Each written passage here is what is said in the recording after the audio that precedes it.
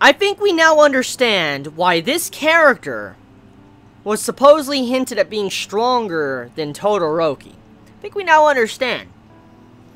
This man just wiped out 120 people in a matter of seconds by himself. And he also confirmed quite a few things. For one, we now know that you can grab someone else's balls and defeat someone with them. Yes, phrasing. I know what you guys are going to say in the comments. You did it last week. Still, this man, he used his quirk ability to grab everybody's balls, levitate them up, and then he shot them back at them, and then he knocked out 120 people. Holy shit. Okay, so we now know that you can use someone else's balls to be able to defeat an opponent. So, for instance, if you run out of your 6 balls, you can grab others, and then you can actually go up against other people to take them out. Now, as we already know, we found out that the first people to get 2 takedowns, like the first 100 to get 2 takedowns, they will proceed to the next round. And if you were one of those unlucky people that don't get 2 takedowns before the first 100, you're, disqualified. You're not going to be in the next round. Get out of here. We don't need you. That's pretty much what's going to happen to you. So, because of this, you have it to where everybody's on a time limit. Everybody needs to actually be on the offensive. You can't always just be on the defensive. So it's quite the difficult exam. It's under a lot of time constraint and this pressure behind the scenes to where everybody's thinking like, holy shit, the time is ticking. Every time someone is, getting someone and taking someone down, my chances of, proceeding to the next round is going down and down. And now because of this confirming that we can actually have other characters steal someone else's balls and use them against them,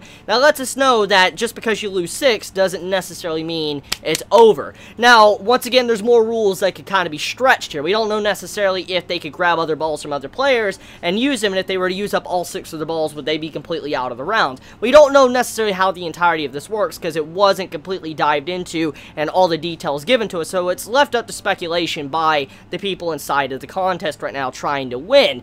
But let's talk about some certain individual characters besides the character that just wiped out 120 people and had a badass fucking design, and I love the way he acted like please and thank you, the way he just destroyed everybody. So badass. I can't wait to see more of him. But let's talk about other characters. So Jiro. Jiro at the beginning of this chapter showcases improvements in her quirk from how she was at the beginning of Boku no Hero Academia. And as always, when it comes to Boku no Hero Academia, one of the big things I love and many of us love is how a lot of our characters get the spotlight and get development, characterization, and we get to see this progression with them. And once again, we get to see that in this chapter with Jiro. Jiro, as a character, is a very good character, and she has the spotlight every so often, and she's been developing behind the scenes slowly throughout the progression of the series, and we get to see brief glimpses of her every so often with how she's constantly improved since the beginning with her first big fight and earlier portions of Boku no Hero Academia. And in this chapter, you get to see how much she's improved and able to control her quirk and use her quirk to her advantage along with her costume.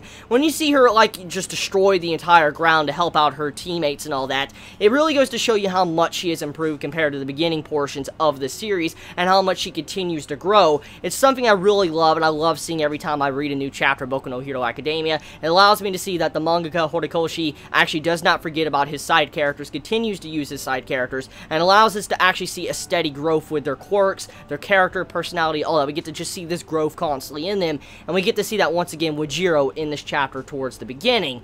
Now, besides that, also, we get to see once again more inner thoughts of Izuku, what he's thinking about the situation of how they could possibly overcome the crushing of UA. All the schools are coming after UA to crush them, and so they're up against impossible odds right now. They need to stick together, they need to work together to be able to defeat their opponents. And right now, the way this is all done, this entire competition is kind of like rigged against Bakugo. I mean, Bakugo, as we know, he's the type of character that doesn't like help. He doesn't like, having other people help him.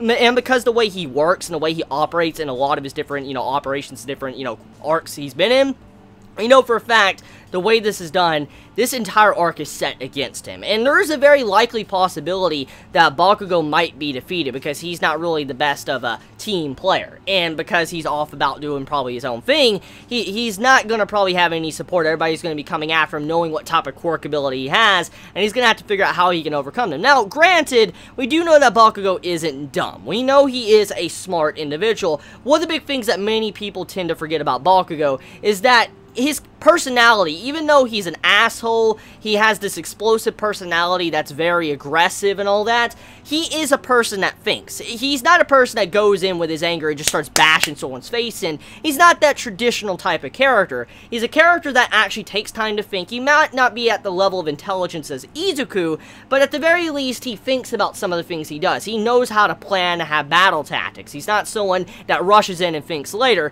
He actually thinks. And one of the biggest things about many that kind of underestimate Bakugo for is that entirely. That they constantly think that Bakugo is someone that's irrational. He'll constantly rush in even if he's angry and he'll beat someone up and then he'll lose his battles because of that. But it's not because of that. This man constantly thinks about how he can overcome someone and also how he can use his abilities. So, I mean, even though the odds are stacked against Bakugo, I don't necessarily think he's going to lose because he has an aggressive personality. I feel like he might lose just because he might have all of his, quirk abilities on the table. Everybody knows about him, and of course they'll instantly want to take him down because of what type of person he is. So I feel like that's probably what's going to happen. But that could probably work against everybody going after Bakugo because they don't know the true Bakugo like, UA does, like our actual group does, because they know that Bakugo, even though he's aggressive, he has a good mind. And I feel like many are going to be underestimating Bakugo when it comes to this entire competition because they feel like he's just going to be just all bronze, no brains. So he does have a chance, but the way it's looking, it feels like this entire competition's stacked against him like he cannot possibly win,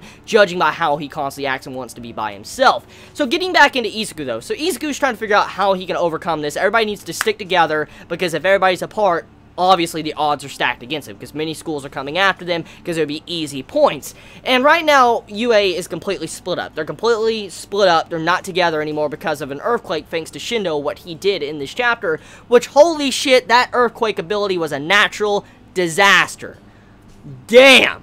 This man bringing in, like, some Whitebeard abilities. Like, damn! Like, I mean, seriously, one of my favorite characters in One Piece was Whitebeard. I love Whitebeard. I loved his Devil Fruit ability. And seeing a character like Whitebeard in this series, it makes me internally happy. Like, I'm jumping for joy right now because I love Whitebeard's character and I loved his, entirety of his Quake Fruit. And seeing a character in this chapter actually have an ability of an earthquake, being able to make earthquakes and stuff, is that he does have a weakness to his quirk ability. He's not someone that could spam his Quake Fruit, how Whitebeard would be. He's actually someone that, if he uses his maximum power, he will come to the point to where he cannot even move. Like, he's immobile. And this is a critical weakness to his quirk ability. Now, once again, another flaw we see to quirks. We know a bunch of characters, even if they have a very strong ability, sometimes there's weaknesses to these quirks. I mean, look at Izuku. Izuku, even though he has All Might's quirk, he can use his quirk and he has all this power, he can't use it completely because he would shatter his bones like they're glass. And we know this weakness to Izuku's quirk.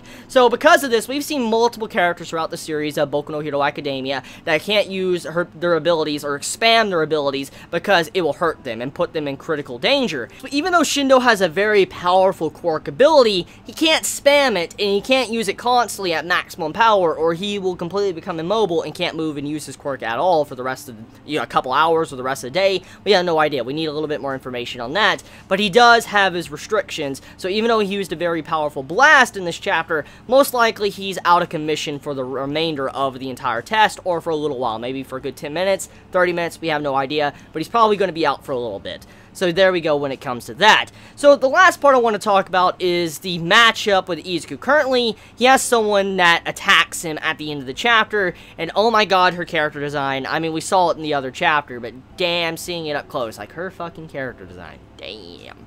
Like, I'm a big fan of these other characters that have been introduced recently, but damn, Horikoshi really trying to spice it up with all these different costumes. My god. The design of this new female character at the end of the chapter. Holy shit, I love her hat. I'm a big fan of the hat. I'm a big fan of the hat. So, Izuku has a lot a lot going on right now, because I mean, right now he has the odds stacked against him. He's by himself. He doesn't know what type of quirk ability this person has. Apparently the person popped out of nowhere in front of him, so how is he going to overcome someone that could do something like that? I mean, I have no idea exactly what type of quirk ability it might be. Either some form of quirk ability to travel underground, maybe teleportation. I have no idea, but one of the things, whatever's going on, is Izuku is probably going to have a very rough battle. He's already been hit once. That means he can only be hit twice, and that's pretty bad. So can't wait to see what happens next. Let me know your honest thoughts in the comments below. You all have a wonderful day or night wherever you live. Please be safe. Chibi out.